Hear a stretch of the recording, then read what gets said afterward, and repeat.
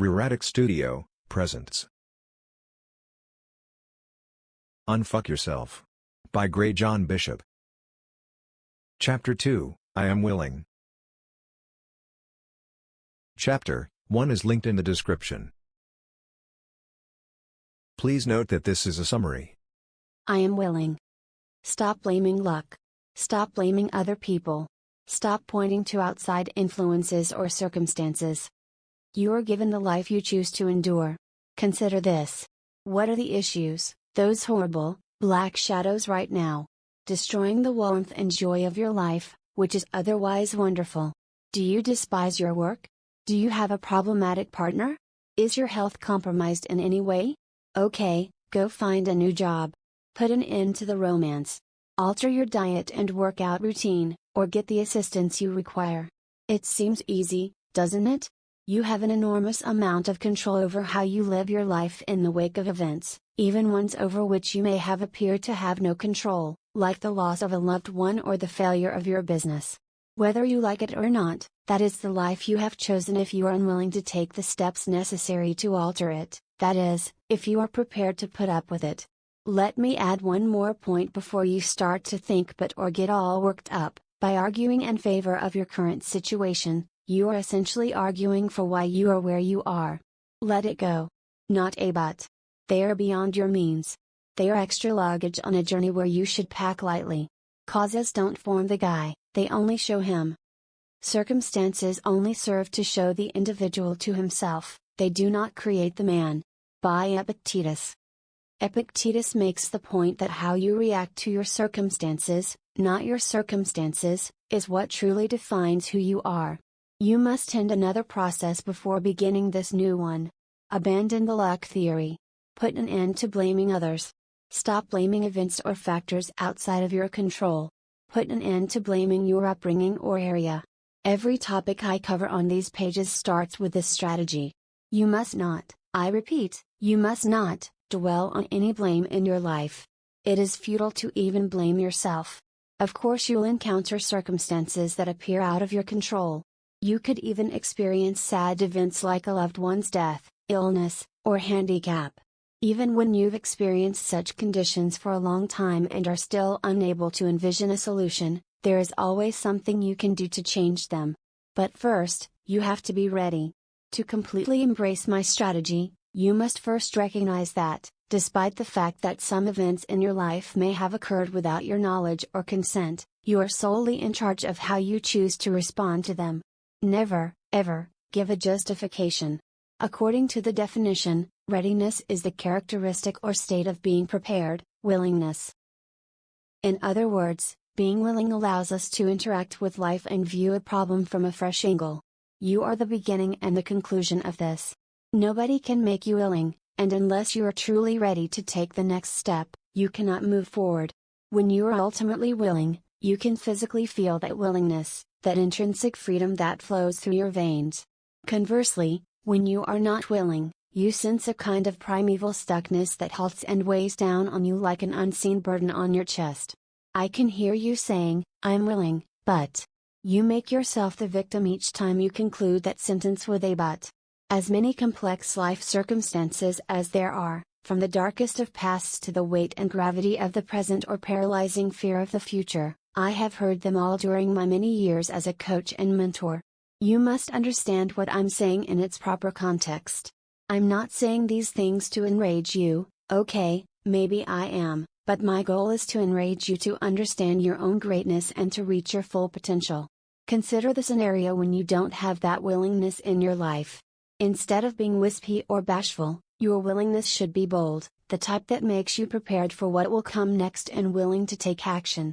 Ability to embrace change, let go of the past, and let go. Genuine, enchanted, and motivated readiness. Describing the door. Seneca once said, fate guides the willing and drags along the reluctant. Either you are in charge of your destiny or it will control you.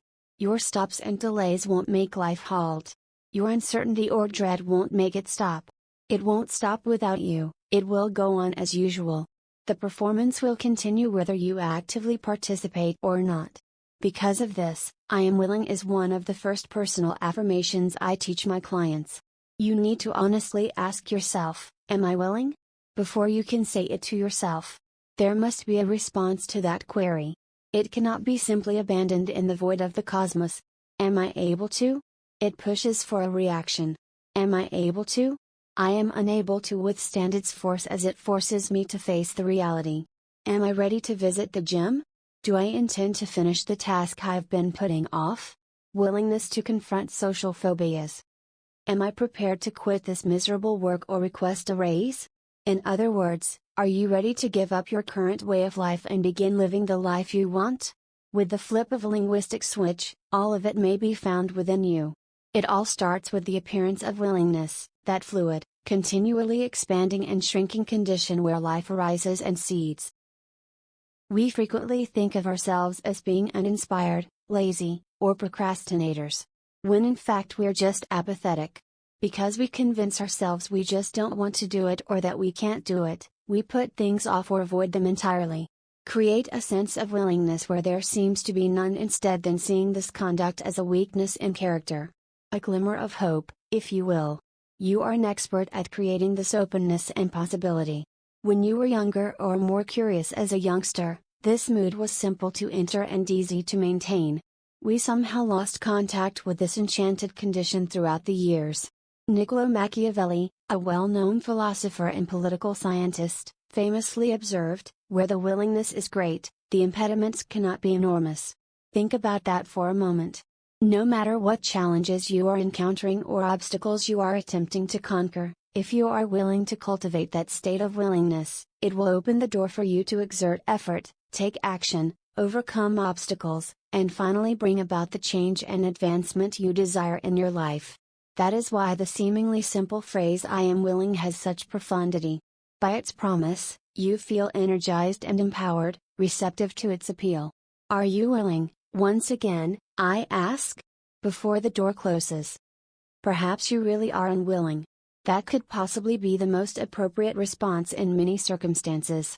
Declaring your unwillingness can occasionally be just as effective as stating your eagerness. Are you prepared to put up with an unwell body? No. Do you intend to keep making minimum payments? No. Are you prepared to tolerate unhealthy, unstable relationships? No. I'm not willing. Resolve and determination are sparked by unwillingness.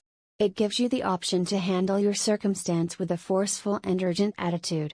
Being reluctant frequently signifies a point at which you are no longer willing to turn around and go the other way. You won't put out the work required to make a difference unless you're reluctant to continue merely existing, feeling dissatisfied and unhappy. You won't pick up your shovel and begin digging until you're no longer willing to tolerate the BS. The desire to stop doing something might occasionally be the strongest motivator for change. Which one fits your current circumstances? Is it true that I'm willing or not? Can you understand how being reluctant may have an equal or greater impact than being willing?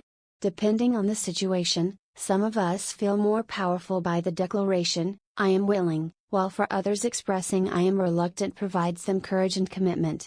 Depending on the circumstance, you can find yourself inspired by both equally. Whichever group you fit into, you have the ability to not only change your own statement but also how you define your difficulties. For instance, are you ready to look for a new position? Yes. I am ready. Will you continue working at a job you despise? No. I'm not willing. Both claims have equal potential for success. You must decide which one best suits your character and circumstance. Which does it for you, exactly? Potential of purpose. Because sometimes you just can't summon the willingness to alter anything for a long enough period of time. It doesn't matter what you ask yourself or how many times you say it, there is another method for your refusal to release you from the hamster wheel. You may be a terrific starter in life but a poor finisher. You might have to accept the harsh truth that you have been all too ready to stay the same at the end of it all. You have refused to make significant lifestyle changes to permanently drop the weight, believing that deep down you are fine with living this way. Come on, you had to be, or you would already have altered it. You need to be able to tolerate this outcome of your life to some extent. Actually, it's all right. Being honest with yourself on your decision is important. Actually, it's all right. It may be just as effective to be honest with yourself about your decision to remain where you are as it might be to move. Why? Because sometimes all it takes to create an opportunity for genuine and long-lasting change is realizing that you put yourself in a situation where you are miserable on purpose. This must be done without placing blame on yourself or portraying yourself as the victim of some defect in your character. What happens when you discover you've deliberately and methodically brought yourself to this situation? That's correct, you can think your way out and act methodically. This is the basis for both giving yourself the grace of acceptance and daring yourself to seek for an unthinkable future. A smart man is one who is joyful for what he has rather than grieving for what he lacks. By Epictetus. You may assess yourself and your life and start to produce a sliver of light for you to at least start by admitting and addressing your unwillingness to change. The idea is that you can feel more motivated to take on the assignment, or whatever it is you are dealing with, once you have removed it from the drama of the past. You'll be able to cut through the emotional turbulence and get to the core of the problem. Short arms reaching for the stars. Some objectives are just unrelated to our reality. Don't get me wrong, I'm all for aiming high and making an effort to achieve things that seem unattainable. For instance, I think we'd all prefer to be extremely wealthy. But are you prepared to put up the effort necessary to earn that much money? Are you prepared to put in 60, 70, or 80 hours a week at work, forego vacation days, or both to complete the necessary tasks? Are you prepared to shoulder additional responsibility and, most crucially, to risk everything? Have you truly considered what getting really wealthy would actually need of you? The never-ending drain on your life and mental capacity? We have lost the ability to just be ourselves, free to breathe life and choose our own path rather than carrying the burden of social or familial expectations, somewhere in the headlong rush to be the wealthiest, the smartest, the prettiest, best dressed, funniest, or strongest that our society has produced. What results from all of that? There are undoubtedly many dissatisfied and unfulfilled people in the world. If that's what you truly desire, it doesn't mean you should stop working after incredible life objectives. It also does not imply that you should stop advancing and allow yourself to become stagnant. Working long hours and sacrificing your quality of life is not intrinsically immoral, and some individuals may be quite comfortable doing this in order to make the money or advance their careers that they desire. But so many of us have truly lost sight of the original motivation behind our pursuits. We focus too much on what we lack, even when we know deep down that we don't actually need or even desire it. You could be nodding your head while I explain these points. I don't really truly want six-pack abs, or he's correct, I don't need to be a billionaire. Which is good, of course, until you see that nice automobile the next time and ask yourself, why don't I have that? Or when you see the cover of a magazine and ask, why don't I look like that? Alternatively, why aren't my clothing that nice? A continual self-evaluation is necessary to ensure that we are working toward the things we truly desire. It's not a one-time thing. Go obtain those goods if you really want them. If you genuinely desire those things, go out and obtain them starting now. Start right away, develop a plan, face your reality, and, most importantly, do the necessary steps often. But if you're not willing to put in an extra 10 or 20 hours a week of labor simply to commute to work in a BMW rather than a Honda, stop wasting your time yearning for it. Stop playing a role for yourself. Deal with your reluctance to do the kinds of actions that would be necessary to achieve those goals and acknowledge that you have been self-deceiving. You'll be far more able to appreciate the life you now lead and make room to start working toward the goals you truly desire. I am hesitant to forego all of my favorite meals in order to maintain the same physical appearance as when I was 20. I am hesitant to give up time with my loved ones for a paycheck increase of $1. Face the facts. When you adopt the attitude of I am unwilling, you will stop feeling guilty, resentful, or regret whenever you see anything you mistakenly believe you want. If you genuinely want to pursue those things in the future, you'll be able to find yourself from that reality and map out your path to achieving them because you'll be at a position where you're linked to and in touch with your actual life. Plan your trail. One of the wonderful outcomes of taking a good, hard look at your life and aspirations is that you are forced to reconsider the route you are taking to get there. Is it truly as difficult as your mind has made it out to be to exercise for 30 minutes every day? You'll probably become a little weary and hot, but you can speed up the process by turning on your favorite music. You'll ultimately get used to that and develop stronger, even if it could first hurt. What could possibly go wrong if you present your concept at that meeting? It's shot down, right? Then what? The route to change begins with that same glimmer of willingness, even if you are faced with greater duties, much bigger jobs like years of past taxes, a hoarder's paradise of a garage, or confessing the truth to someone you've been lying to. Remember that we all have a tendency to imagine things to be much greater than they actually are. It becomes a journey to the Sahara Desert and back to tell the truth. Try breaking the task down into smaller professions of willingness to stand up, get out of bed, check my email, etc. if it applies to you. Of course, your situation may be far more complicated than these, but even when you scale it up, the same concept still performs quite effectively. Say you've been keeping a sinister secret. Perhaps you feel guilty, humiliated, or resentful. It's possible that this will have a huge impact on your life. Am I willing to tell the individual I lied to the truth? In this light, telling the truth becomes an opportunity to communicate, to listen, and to cope with the repercussions that follow. Despite your fears, you can still do the task. The life that is left after completing this assignment is what matters, not the task itself. You are truly your most expressive and alive self when you are free to be honest and present with nothing hidden, no falsehoods, no withholdings, no half-truths. Most of the time, the work at hand is far easier than we initially perceive it to be. The issue is that we frequently neglect to give it a thorough examination.